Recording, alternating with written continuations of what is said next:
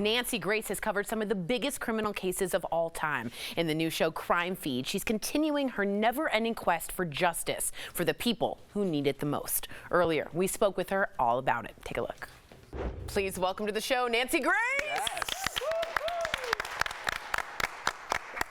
Nancy, I want to kick things off by saying congrats on a new show. My friend Derek works on Crimefeed with you, so that's awesome. So congrats on that. I love everything you do. You've been involved in so many cases, Nancy, even showing up at crime scenes.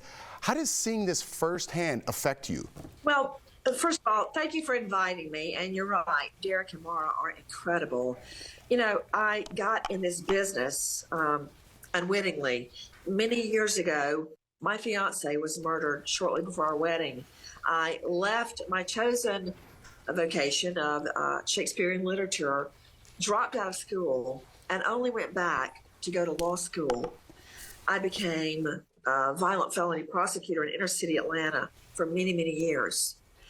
Out of that, I somehow landed on TV with Johnny Cochran. It was a complete fluke.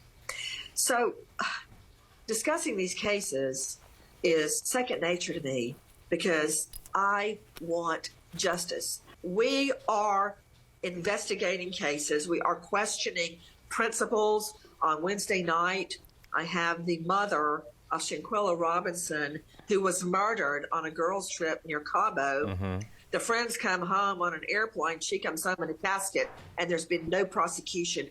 OHELLNO. No. Somebody's going to jail on that. One of the cases you talk about on your new show, Crimefeed, is the murder of Tupac. So they recently arrested the alleged suspect. But why do you think it took so long to do so? You know what? I would be embarrassed if I was in that jurisdiction and it took that long. This has been over 20 years that one of the greatest musical icons was gunned down. And I say in broad daylight because in Vegas, you ever been to Vegas? There are thousands of people out on the streets milling around 24/7. And a music icon, Tupac Shakur, gets gunned down and nobody sees a thing? Really? That's a lie. So it takes this guy, Keffy D, to actually write his own memoir. How self-obsessed is that? And he is so arrogant, he actually boasts about the shooting. And it takes him actually publishing a book with a confession in it before there's an arrest. I mean, dang, man, I would be embarrassed if it took that before I could make an arrest.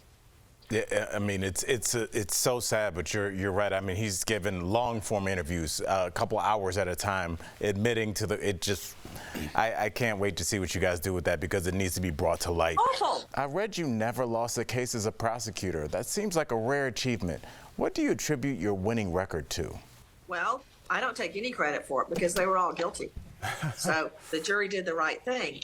Also, I re-investigated every single case I ever took to a jury, because I want to see the crime scene. I want to talk to the witnesses. I want to talk to the victim's family, the defendant's family, who usually would not talk to me. I want to know it all. Go to the crime scene, the morgue, you name it.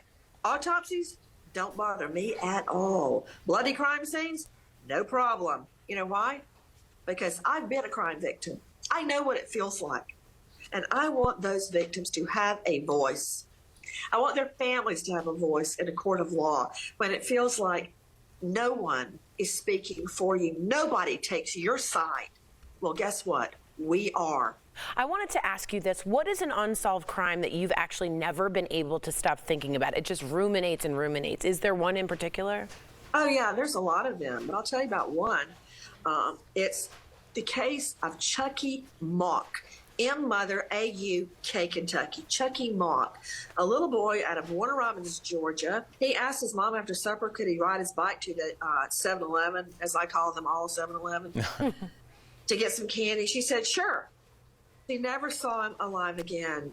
A white male in a sedan pulls up to him as he rides his bike gets to the parking lot.